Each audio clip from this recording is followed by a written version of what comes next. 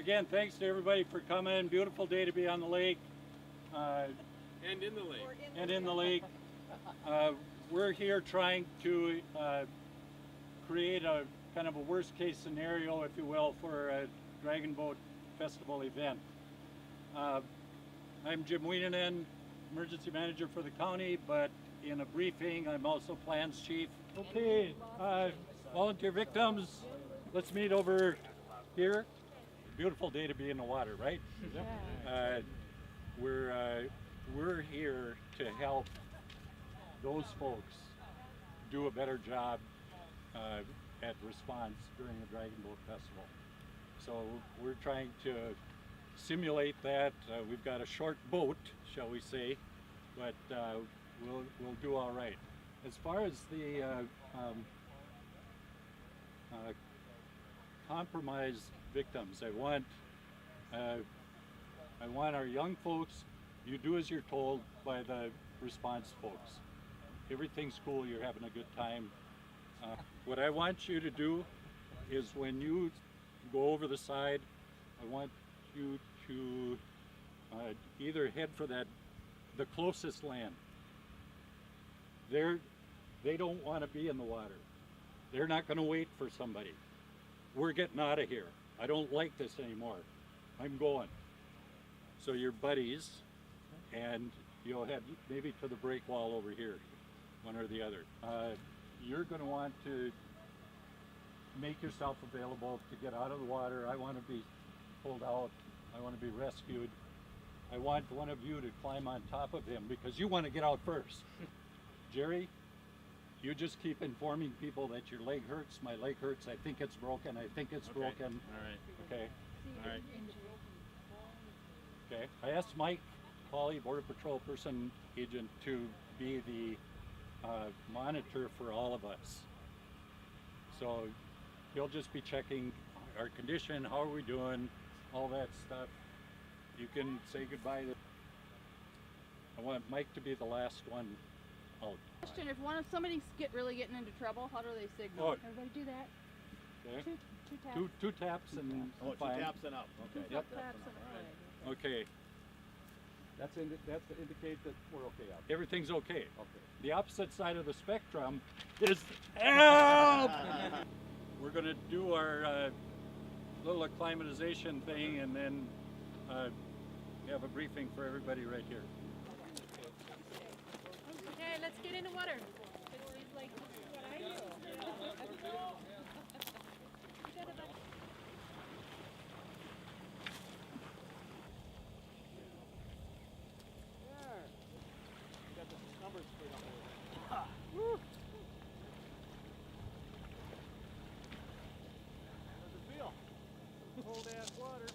I think we've got all the players. We're not expecting any other boat, right?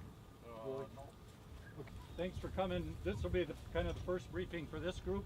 We're going to have a short briefing with everybody before we load up and head out. Game plan. We're trying to exercise the communications and efficient response and safety for everybody. In this particular instance, I'm asking the Coast Guard to be the safety officer. So they'll be instrumental with Wallstrom's boat in getting all of our victims out to a drop-off point. They ease over the side.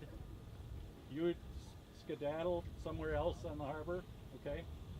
And then you'll back off, making sure everybody's comfortable in the water. Radio back to command to IC that we're ready to go, and then command will get on the radio or whatever signal we're going to use that we're starting the drill. At that point, then the response groups, 1, 2, 3 boats, can converge. You've got victims in the water, multiple victims in the water. And my absolute concern and fear is that we don't want to hurt anybody in this response. If we just have a few victims, what I want you to do is repetitions.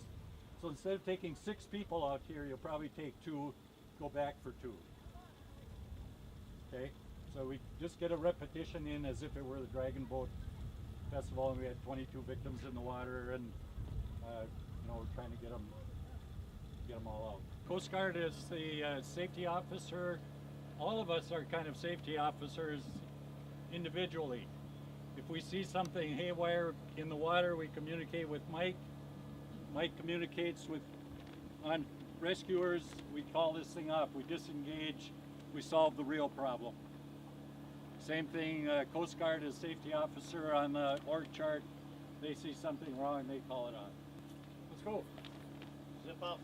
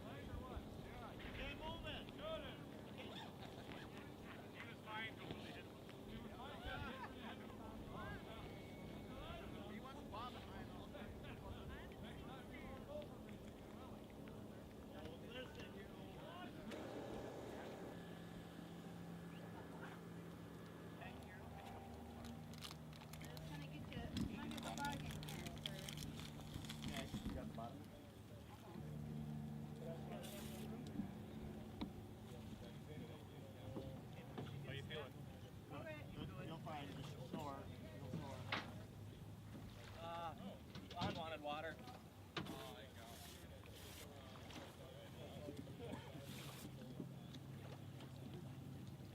Oh, thanks, man.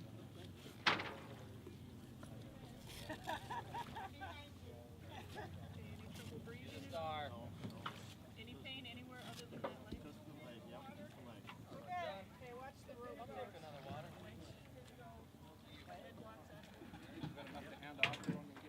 Yeah, do we have need? Can we get a couple more hands here to help hand off? Yeah, sorry to hear a bunch of agents down there. Got it.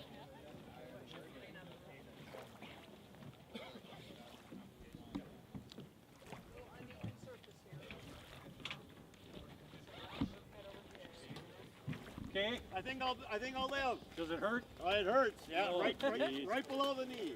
You shouldn't have had it stuck under the seat. I told you to not have it stuck under the seat. Yep. What's with you anyway? You can't blah, blah, blah, blah, blah. There we go. There. All right. No, don't leave them there, but Yeah. we'll call it. Good, you went to the Really hospital. Thank you. Thank you. If you're staying for a picnic, that'll be ready in 15 minutes is my understanding. And make sure before you leave that you sign out and sign out on the time. It's good practice for us when we're working on major incidents check in, check out. Thank you for doing that. Thanks for being a part of this. I want to give the opportunity to share some feedback amongst our various groups. You've talked within your group. Would like to hear some highlights or concerns that Dragon Boat Festival Committee should pay attention to.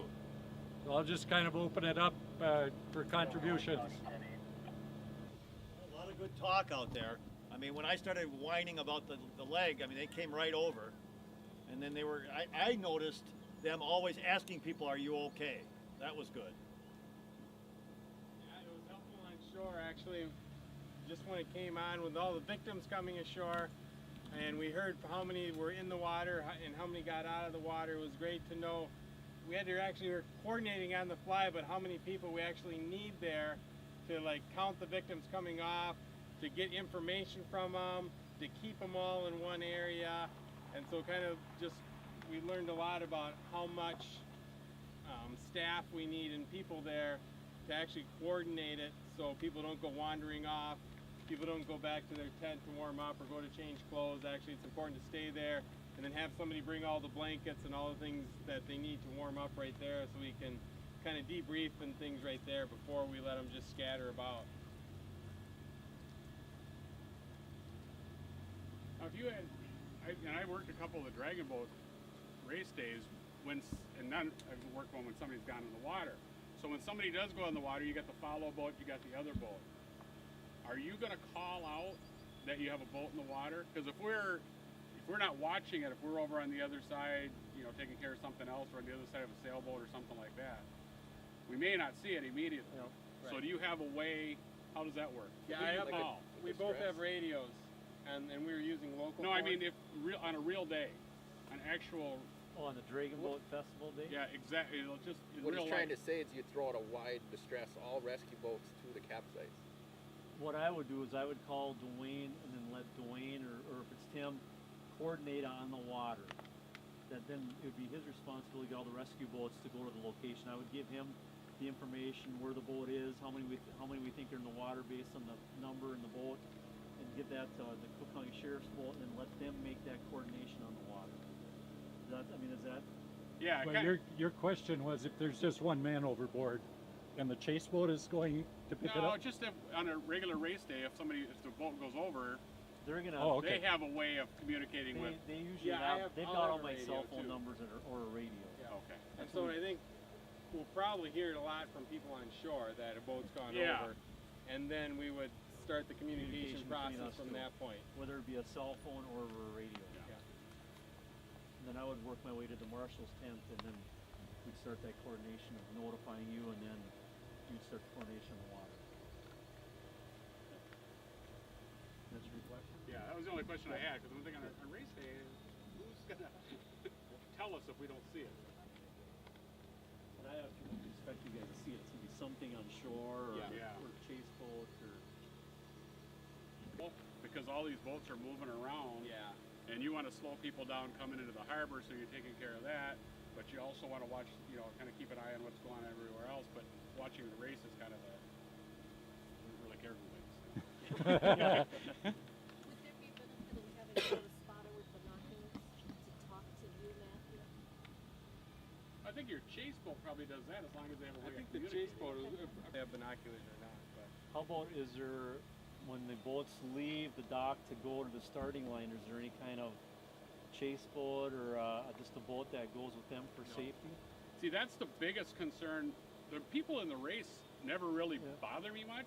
It's the people that are coming over, or they're doing all these other things, and you kind of watch them once in a while going, what the heck, and where are they going? And we need a way to identify those boats, because if they're in the race, we know what lane they're in, and we know exactly what boat it is, but we have no idea if they're way out here, which Yeah. boat it is, and then we have to rely on, I mean, we had On some the of them water heading going towards over. out through the break wall, Yes, like they're going to go exactly. out, and it's kind of like, where are you going? Yeah. and we're going to coordinate better with our steers person, so they don't start, some of them thought it was cool to dip out on Lake Superior. You're on Lake Superior. It's close enough. Any other feedback from rescuers or victims?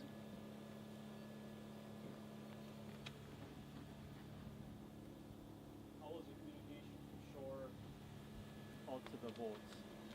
As far as us knowing what was going Yeah. on and who we had in the water, that was good. Okay. Yeah, we knew where they were and everything like that. And I think a lot of the communicating we did out there, we did a lot talking to each other too. Yeah. So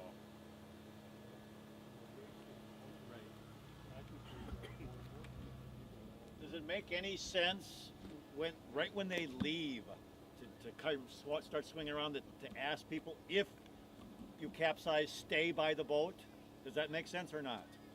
Yeah, actually, I mean, I think It's in your training and in the. training thing we Is need it? to do is to stay with the boat, and if it's upside down, if you're trapped underneath it, you can always go up and breathe underneath the canoe as well. But to kind of stay clear, not to swim out. And I know, but people freak out. So I know there was a victim that started swimming because things like that happen. We try to tell, as the race organization, we try to tell the paddlers, and hopefully they read it or see it, and then they do it. It just kind of kicks in. But whether it happens or not, we don't actually know. But we can kind of tell them that, and we'll also have good coordination with the steers about what to do in the event of a capsize, to not go by everybody, because of course if you take a full dragon boat full over and 8 people start hanging on the starboard side, that could be bad as well. So, but everybody wants to help, and your initial reaction is to go over. So we'll kind of go over that with everybody to make sure that happens as best as possible. But Pete brought up a good idea. This is all great on race day, but what are our contingencies on Friday for the practice day? That was a good question, Pete. It's more important because the people are new to the boats and learning how to paddle, they can tip over just as easy within the race. In fact, didn't we have a tip over on It's only been on the practice day. So that was something that we'll discuss and have to come up with a plan for that. Opportunity for exercise or practice. The emergency action plan meeting is when? A week from today at the log cabin up at the community center between 4 and 6, starting at 4 o'clock. And at that time, it'll be some discussion time. You'll have had a chance to reflect. We'll try to collect your comments. Folks can be a part of that. Typically it's for the principals involved to check signals and the like, but we'll have it. All of you are welcome, and we'll try to run some tabletop exercises and see if we learned anything. But next Tuesday, 4 o'clock, up at the log cabin. I have not gotten the signal yet. If there's no other comments, we're welcome to go over and queue up over there, and Gary and his wife are ready? Yeah, Renee. Have been preparing supper. But before you go over there, everybody has to sign out. Don't just write the time, you need to sign your name and then put the time. Yeah. Name and time. Longstrip, listen to your teacher. I did. Tell us a story. Thanks, Can you Jim. stand up and tell us a story? A lot of stuff I happened. was very glad.